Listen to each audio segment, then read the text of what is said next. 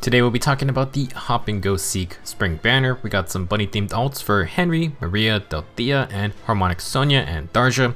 I'll be going over everyone's stats and skills, go over some general playstyles, and discuss some builds. There are a couple scary rabbits this year, so you may want to not underestimate them. Starting us off will be Spring Henry, who's the 4-star focus unit. You can get him at 4-star and 5-star rarity. As a unit this time, Henry is a colorless bow cav with 41 HP, 37 attack, 27 speed, 40 defense, and 23 resistance. Apparently, carrying around a huge coffin makes him faster since Henry is back to being a slower unit. He has some decent HP and attack, but it is that giant 40 base defense that stands out. 40 defense is the highest for any range cav in the game by a pretty large margin. Specifically for bow calves, that is 9 more defense than Python. The downside is that Henry will sacrifice some res, and being on the slower side means he'll get doubled more. He does come with defense and res super boons. You can go with both if you want. For old skills, Henry has a pretty fun kit for a 4-star focus unit. He comes with Rally Defense Res Plus and Attack and Defense Ruse. If you want the Rally Ruse combo, you can use Henry, although we did add another source in the Divine Code shop. For his A skill, Henry has Brazen Attack and Defense 3, which is nothing special. Henry's inheritable weapon is the Carrot Tip Bow Plus, which has 12 might. At the start of combat, if the foe has more than 75% HP or a penalty on them, grant plus 5 attack and defense to unit, and unit's first attack deals true damage equal to total attack plus defense penalties on the foe. So this is an attack and defense weapon focused on using debuffs for extra damage. This is not like Gunther's Blizzard effect, which grants straight attack. Carrot Tip Bow does deal true damage, but only for one attack, and you need attack and defense debuffs on the foe. If they have -6 attack and defense, Carrot Tip Bow will deal plus total damage for one hit. You can kind of think of this like a Pelagian weapon since they really want attack and defense debuffs on the foe, and in that sense, attack and defense menace again synergizes with it pretty nicely.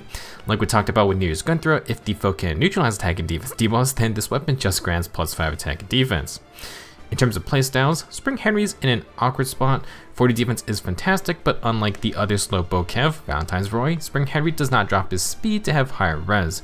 27 speed's kind of in an awkward spot, and unless you run quicker pulse or tons of speed boosting skills, Henry will probably not be killing a lot of things outright in one round. Generally, range cavs are great for their long range initiations, and for Henry, that's probably going to be one pretty strong hit, hopefully powered up by Carrot Tip Bow's extra damage proc. One issue if you don't run Attack and Defense Menace is that Henry either has to proc his own Ruse debuffs, which means he isn't attacking that turn, or you're going to need another Rally user. If you just use Henry as a Rally Ruse support unit, he can probably hang back and bait enemies in. That's fine, and you can play into that, but you kind of just wasted the movement of your bow cav for less base stats compared to an infantry or armored archer. The biggest issue with slower tankier calves is the ridiculous lack of skills. Army units are getting 20 different quicker post skills every other month, and calves and flyers really just have the OG base quicker post and maybe lulls. How is Henry going to proc a Fat Bonfire Ignis when his only special cooldown option is Heavy Blade? Maybe Thor could help with that. Still, until we get some actual skills for these unit types, guys like Spring Henry are in a rough spot. We can try to make Carrot Tip Bow work. I think the best way is with something like Attack and Defense Catch 3 or 4. Either bring Attack and Defense debuffers or proc the Ruse skill for Henry, and you can use Attack Smoke if you're on a budget. You could pair this weapon with Attack and Defense Far Trace for Kanto. That way Henry can attack, then retreat. He doesn't exactly have a lot of protection though besides high base defense. If you use the instant bow from Sedgar, you can at least prevent a follow-up attack. That would work with Kanto for hit and run, but Henry will get eaten alive by magic damage, and he may not really even get any kills. Another idea is to just stack speed. Try to make Henry an actual offensive threat, and he can use his 40 defense to tank a distant counter hit. It's not the best, but there's not a ton of options. If you do want to build defensively, you could do a close foil build. In terms of defensive pose, you have things like the Reindeer Bow for guard or the Tannin Bow for attack and defense unity. Spendthrift Bow is an option as well, but if you can get it from Dancer Quant, the Quarterly Bow Plus is interesting. It has that 50% damage reduction for one hit if Henry's going to get doubled. Overall, I'm not very sure how Spring Henry's gonna do unless we start getting some cavalry skills that suit his slower stat spread. There's just not a lot of benefits to running a defensive ranged cav over another movement type. Our next hero is Spring Maria, who is continuing the tradition of a White Ring related character being on the Spring banner. Maria is a very fun unit and brings a lot of strong abilities. She's easily the best Wyvern rider out of her siblings. Now as an Axe Flyer, Maria has 35 HP, 37 attack, 40 speed, 40 defense, and 25 res. First off, 35 base res is pretty garbage for a melee unit that ties for lowest in the game for all melee units. This is offset by a pretty good 40 speed and defense though. Maria is fast and tanky, at least on the physical damage side. Her res is lower, but it's not too bad thanks to her weapon, and 37 attack isn't insanely high, but Maria will boost her damage up in other ways. She has HP and defense super boons. I recommend the defense super boon, but if you invest in this Maria with summoner support and merges, the extra HP will be greatly beneficial for her as well. For old skills, Maria has Rally Speed and Defense Plus and Attack and Defense Push 4. Those are fine skills, but you could switch them out.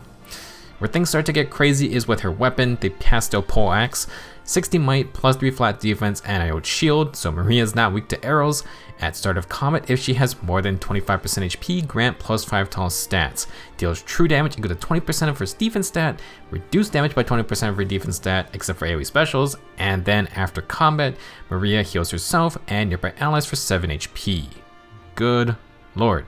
IO'd shield with 40 base defense is very nice to see, and Maria is getting more damage while reducing a flat amount of damage based on her defense stat.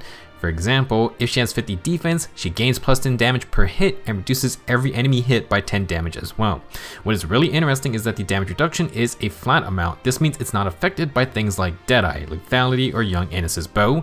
The value of this flat damage reduction is a percentage, but it's a percent of Maria's defense stat, not 20% of the total damage taken.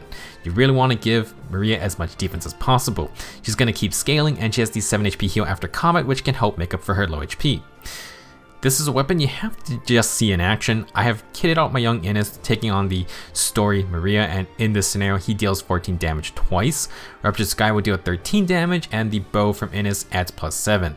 IO'd shield already saves Maria a ton of HP, but she will completely tank the Ruptured Sky hit and the follow-up attack. You can see that my first hit should have dealt 34 damage, but Maria has 56 defense after her skills, and my Innis is low speed and defense. 20% of 56 is 11 with rounding, and 34 minus 11 is 23. For the second basic attack, 14 minus 11 is 3.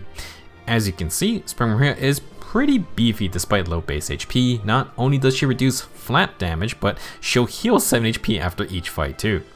Moving on, Maria has a new B skill called Flow Flight 3. If unit initiates combat, neutralize effects that prevent units' follow-up attacks, and also if unit speed is greater than the foe's speed, minus 10. Deal damage during combat equal to 70% of the difference between defense stats, and reduce damage by the same amount. Max of plus 7 extra damage and minus 7 damage reduced. Flow Flight is a combination of the Flow B skills and Wyvern Flight. It is player phase only with offensive no follow-up. Then you need to win a speed check, but you get a 10 speed advantage, and if you meet that condition, you then do a defense check, and if you have higher defense, you take 70% of the difference, and that's how much extra damage you deal or reduce. You need to win the defense check by 10 or more to get the max 7 or plus 7 damage dealt and minus 7 damage taken. I need to talk about Flow Flight by comparing it to Wyvern Flight, as there are some important differences. First off, it has the same inheritance restrictions, melee flyers only, minus beasts and dragons. Flow Flight is player phase only with offensive no follow-up, while Wyvern Flight works anytime with no follow-up effects. They both compare speed stats, then defense stats with the enemy. However, I believe Flow Flight compares stats during combat, where Wyvern Flight compares stats before at the start of combat. Wyvern Flight uses the stats you see on the field, so buffs and debuffs are key. Flow Flight lets you use all your speed and defense increasing passives, but you have to remember this goes for the enemy too. To hit max potential for Flow Flight, you need to win the defense check by 10 or more. For Wyvern Flight, you need to win it by 14 defense or more. Both skills numerically do the same things. Plus 7 true damage per hit is almost the same as minus 7 defense on the foe. Taking 7 less damage per hit is like a minus 7 attack debuff. These two skills are similar, but their stat comparisons happen at different times, and Flow Flight is player phase only. You get partial follow-up, but Wyvern Flight can help you on the enemy phase as well. Here's another example of Spring Maria being pretty tanky. This time we'll have Flow Flight in effect with her axe. Maria has 59 defense, which is 14 more than my Dual Crown's 45 defense. This means Flow Flight is going to give Maria 7 damage per hit, and she's going to take 7 less damage as well. You can stack this with Pastel Poleaxe, which still gives and reduces 11 damage. Crom has close salvo, so he can counter, and one of the highest damage red archers with Deadeye should just absolutely murder a green flyer. 22 base damage times 2 means Deadeye procs for 44 damage. You can see Chrom only deals 26 damage. 44 minus 26 is 18. The math checks out since Pastel Poleaxe reduces 11 damage and Flow Flight reduces 7 damage. Again, IOT Shield puts in a lot of work, and Deadeye does not neutralize any skills because Maria's weapon and Flow Flight just reduce a flat amount of damage. While this is not an ideal scenario for Chrom, the fact that it's only been about a month and there's a green flyer who can survive red dual Chrom's Deadeye shot just is ridiculous to me. That's like his supposedly best matchups, right? But IOT Shield with flat damage reduction can keep him from absolutely murdering Maria straight up. It should be pretty clear that Spring Maria shouldn't be underestimated. She gets a lot of strong perks for physical damage matchups, including not being weak to archers. If you want to take her down, ranged magic is the best.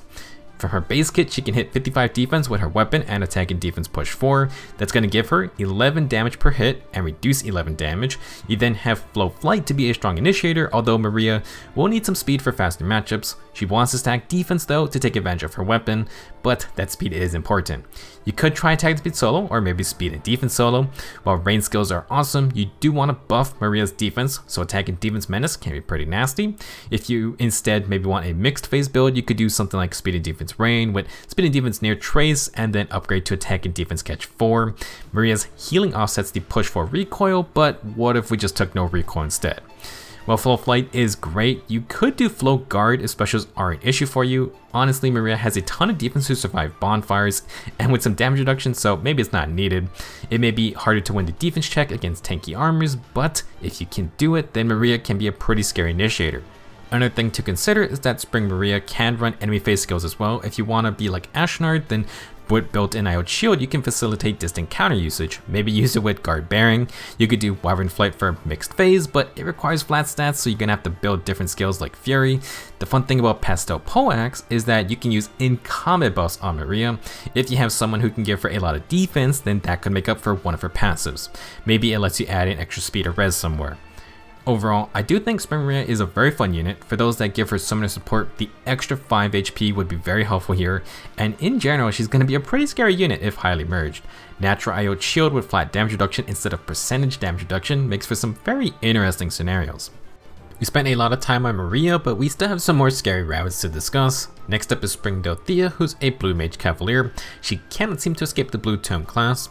For stats, Delthea has 36 HP, 43 attack, 40 speed, 16 defense, and 28 res. She has HP and speed super boons, and 43 base attack is highest for any mage in the game.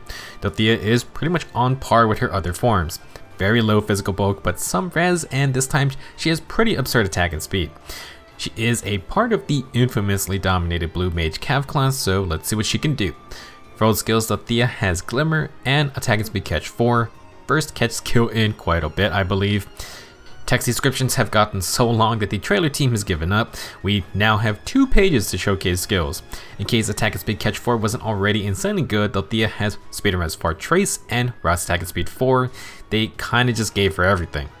For her weapon, there is a lot of things going on. Bright Shell Egg accelerates specials, and at the start of each turn, inflicts -6 attack and res on the nearest foe within 5 spaces. If a bonus is active on Delthea or a penalty is active on the foe, inflict -6 speed and res during combat, and more effects based on total bonuses on Delthea plus total penalties on the foe. If you meet a total of 6 or more buffs and debuffs, she gets offensive no follow-up. If it's 18 or more, Delthea gets Fire Sweep. Well, Bright Shell Egg is pretty terrifying. You can almost be like a pseudo Dire Thunder since no follow plus Fire Sweep lets Delthea hit twice in a row. To do this, you must meet the condition of 18 total field buffs on the Delthea plus debuffs on the foe. She inflicts -6 speed and res within 5 spaces like a menace skill, so you just need 6 more debuffs or buffs on Delthea herself.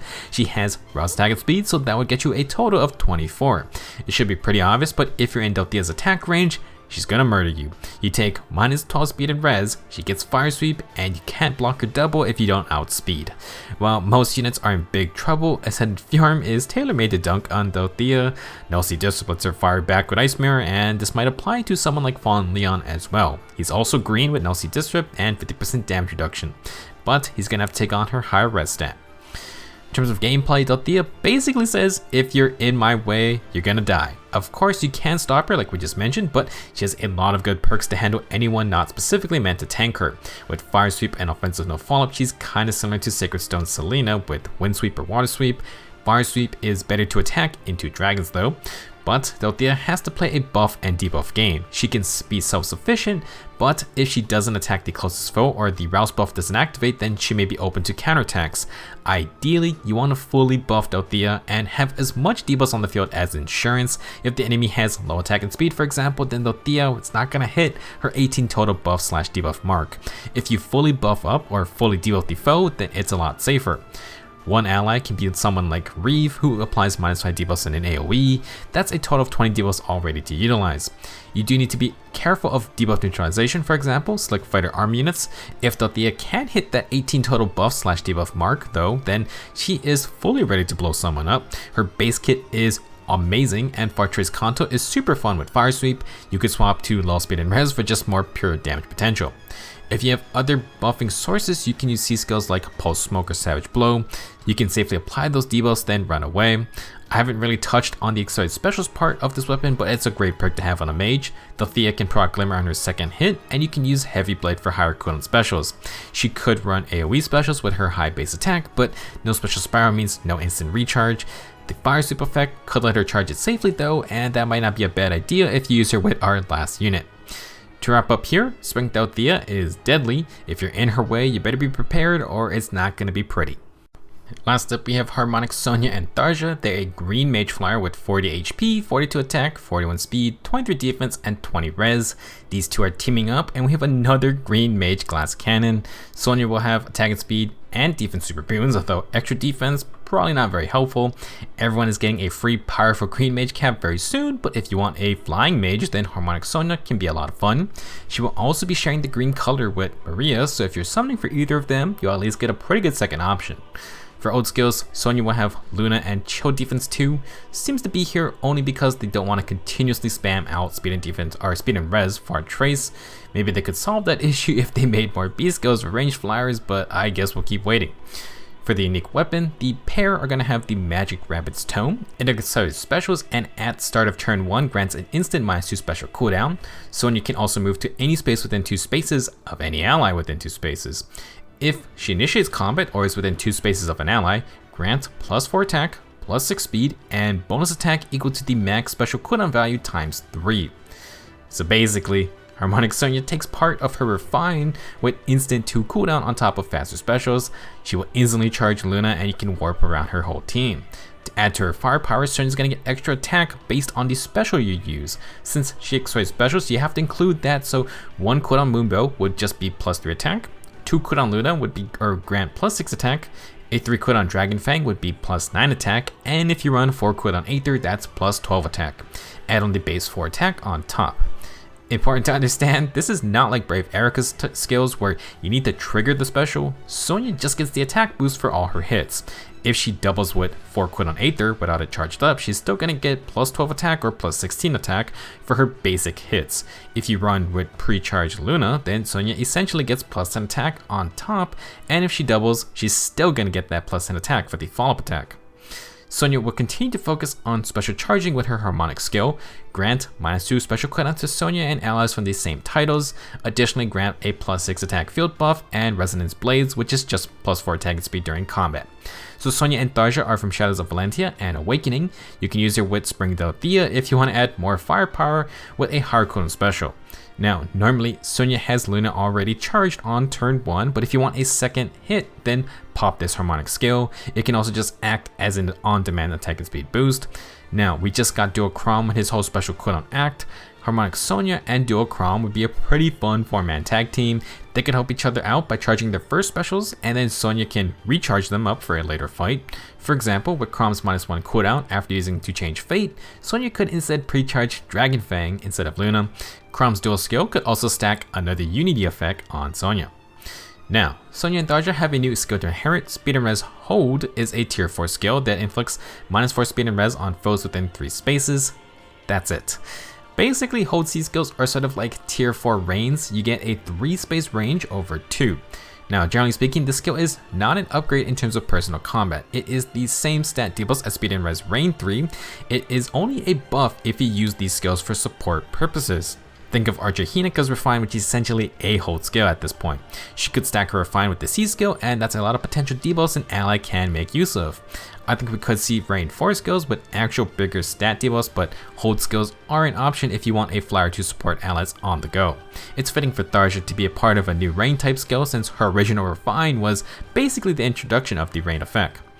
In terms of playstyle, Harmonic Sonya and Tharja are gonna be able to pre-charge a special and explode someone with it. They have 2 space warping, which is deadly on a ranged unit, so if they're in the hands of the AI, you gotta be pretty careful of them.